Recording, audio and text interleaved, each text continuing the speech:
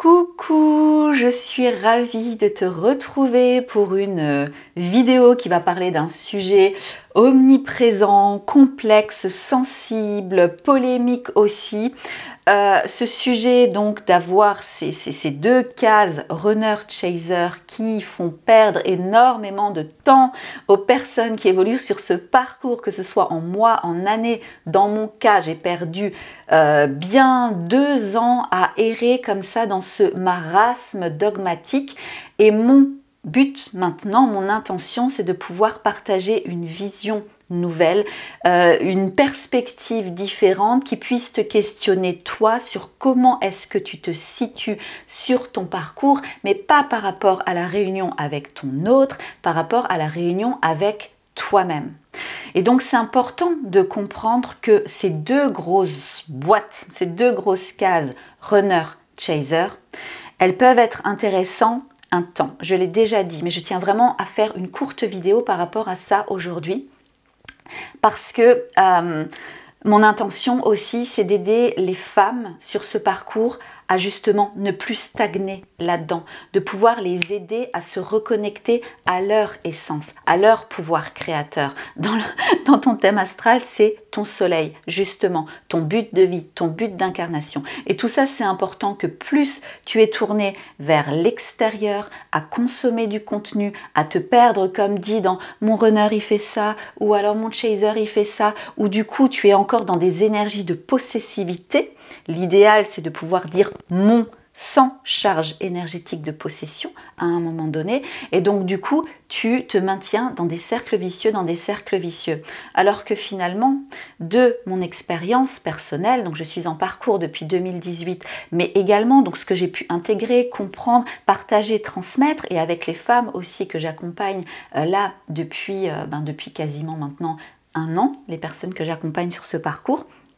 c'est vraiment en fait d'aller sur cet essentiel que oui, sur ce parcours, à la reconnexion avec l'autre, il va y avoir une personne qui va se polariser sur un extrême avec un comportement chaser, et une autre personne qui va se polariser sur l'autre extrême avec un comportement runner.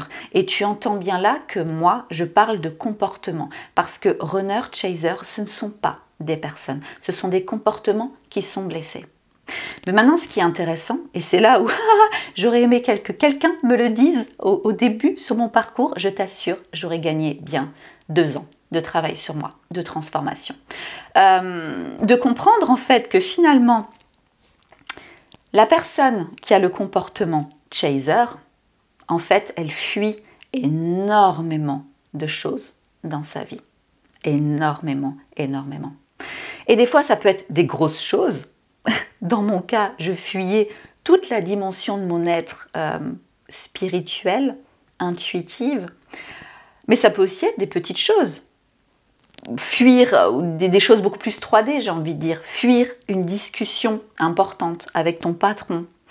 Fuir un positionnement à avoir par rapport à ta famille.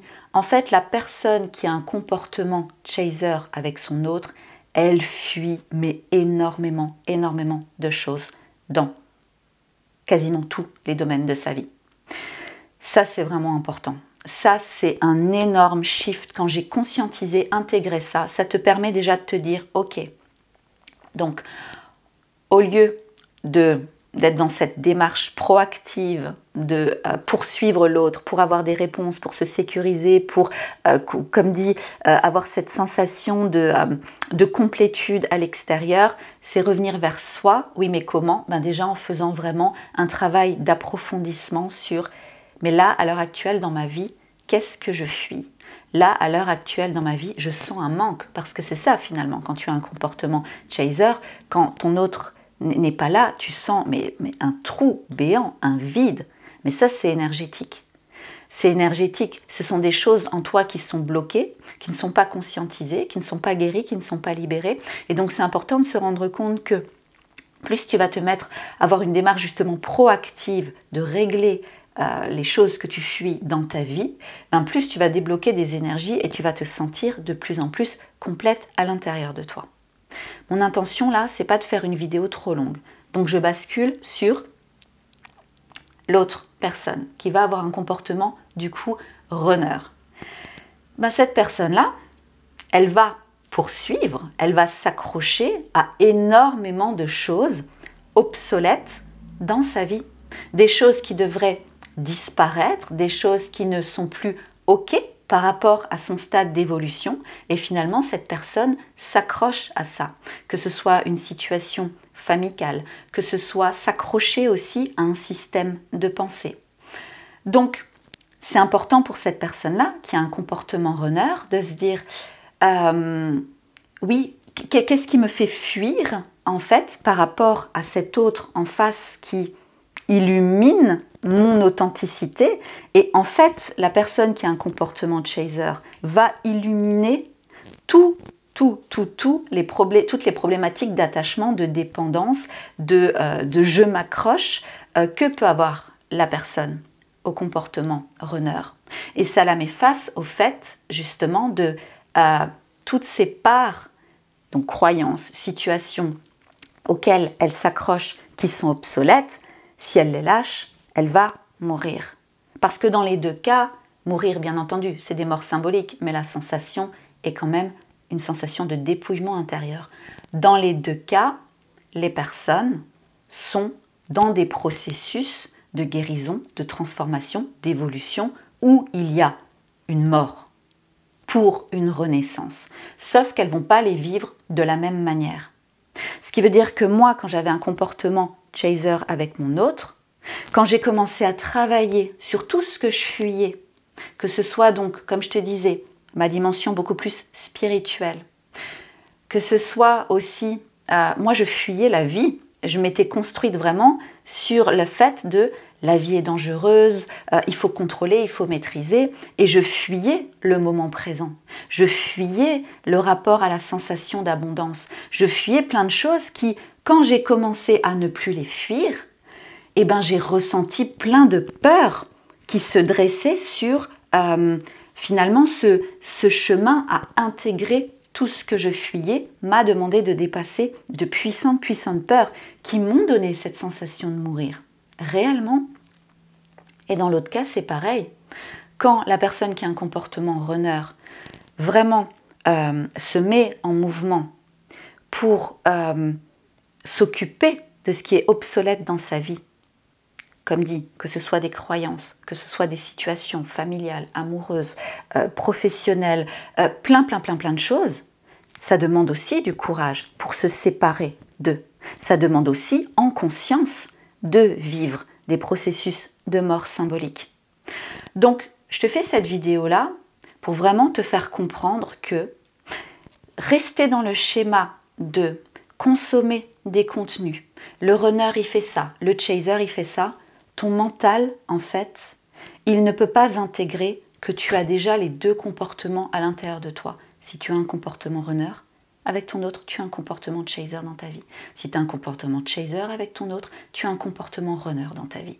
Donc déjà, d'intégrer en fait les deux, c'est extrêmement important parce que c'est à partir de cette totalité qui est blessée, qui est dysfonctionnelle, qui est problématique sur certains points, mais c'est vraiment en partant de cette acceptation de cette totalité-là, je suis runner et chaser en même temps, ou j'ai un comportement runner et chaser en même temps, que là, tu vas vraiment pouvoir travailler de manière concrète. Que si tu te maintiens dans « je consomme des vidéos sur le chaser, je consomme là des vidéos sur le runner », indirectement, ton subconscient, il emmagasine encore et encore et encore que tu te qualifies de chaser, que tu qualifies par exemple ton autre de runner. Et finalement, qu'est-ce qui se passe? Parce qu'énergétiquement, au niveau même des plans quantiques, c'est comme ça que ça fonctionne. C'est que tu t'auto-convaincs que ok, ben je suis chaser. Donc, qu'est-ce qui se passe? Tu vas indirectement, inconsciemment, vivre encore des situations qui vont t'amener à reproduire les schémas du comportement de chaser et encore parce que tu vas observer que ton autre à l'extérieur de toi, il est runner et donc tu vas en fait alimenter ça. Tu vas discuter avec d'autres personnes. Ah oui, on est chaser. Oh, les chasers. Oh, et puis les runners. Et ça, en fait, ça va te faire stagner pendant des mois, pendant des années. Ce qui est important de comprendre, c'est que sur ce parcours, il y a besoin d'outils concrets pour aller explorer cette complexité-là. Que ce soit l'astrologie, que ce soit le human design. Il y a cette nécessité d'avoir besoin de disciplines en fait qui permettent d'avoir une lecture, qui permettent de décrypter en fait les fonctionnements énergétiques qui se passent dans l'invisible, à la fois par rapport à toi, à la fois par rapport à l'autre. Donc je dis ton autre, mais je le dis sans charge énergétique de possession, et à la fois aussi au niveau énergétique de ton environnement. Parce que ce qui se passe dans ta réalité 3D est un reflet de ce qui se passe dans ton intériorité. Donc, moi je vais te parler de l'astrologie. Alors je pourrais te parler du human design aussi, mais je suis beaucoup plus experte en astrologie. L'astrologie, c'est important de comprendre que quand tu as ton thème, eh ben, tu peux directement voir clairement pourquoi il y a ce comportement chaser avec ton autre et dans quel domaine de ta vie il y a des fuites. Dans quel domaine de ta vie il peut y avoir des problématiques éléments eau, éléments terre, où ça c'est des problématiques très runner. Je t'invite à aller explorer le podcast sur ma chaîne YouTube, La relation alchimique et l'archétype des flammes jumelles. Tu trouveras des vidéos intéressantes sur cette thématique où je vais beaucoup plus en profondeur. C'est des épisodes 45 minutes, 1 heure à peu près. Et puis tu as l'élément feu et l'élément air, donc les principes yang, l'élément eau et l'élément terre, c'est le principe yin. Et la polarité yang, c'est l'élément feu et l'élément air. Et ça peut ramener des comportements de chaser, justement, quand il y a des déséquilibres, quand il y a des blessures. Et dans ton thème astral, tu n'es pas juste ton soleil en balance ou ton soleil en gémeaux. Tu as les 12 énergies de vie, avec les 4 éléments. Et donc il y a des marqueurs qui indiquent où il y a des déséquilibres énergétiques. Pourquoi est-ce que tu ressens ce manque quand ton autre est absent ?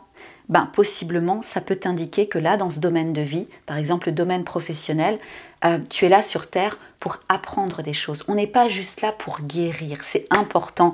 Si on pouvait sortir de ce discours de victimisation aussi, on a des blessures, oui, mais on est là pour apprendre, on est là pour se révéler, on est là justement pour se rendre compte que on a un bagage de naissance et notre rôle, pour prendre la responsabilité de notre devenir, c'est de comprendre, de ressentir nos différentes énergies.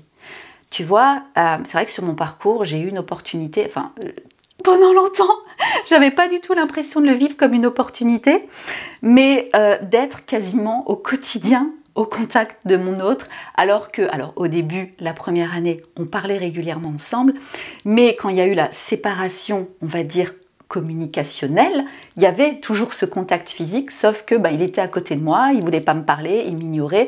Moi, j'étais mes 6 pieds sous terre parce que c'était horrible d'avoir l'impression d'être invisible comme ça.